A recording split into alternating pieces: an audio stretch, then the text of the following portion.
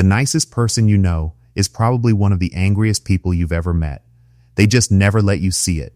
And if you are that person, this video is going to feel uncomfortably personal. Here's the dark truth about people pleasing nobody is saying out loud, and why the kindness everyone loves you for might be slowly destroying you from the inside. Picture this.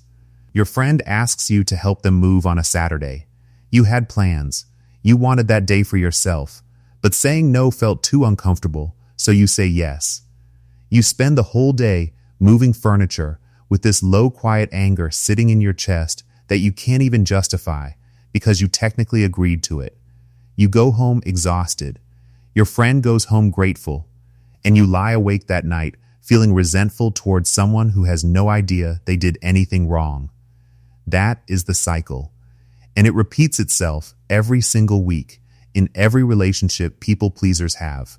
At work, with family, with friends, with strangers in situations so small, they're almost embarrassing to admit. Here is why it happens.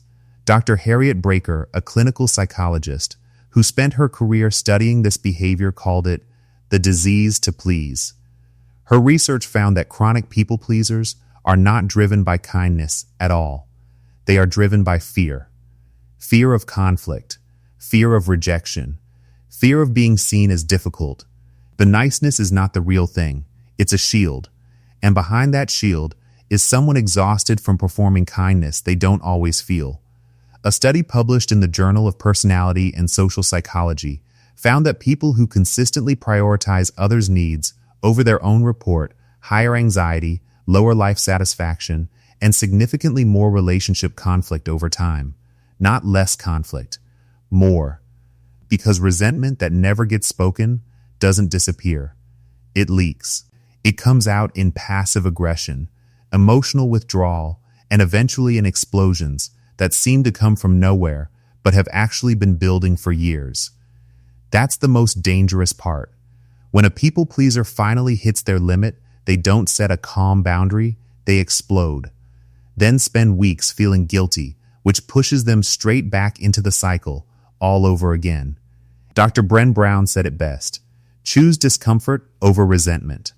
The small discomfort of saying no in the moment will always hurt less than the resentment that builds when you don't. So start small. One calm no. No essay of explanation attached. No apology for having a limit. Just, that doesn't work for me. One small no at a time is how you get your life back.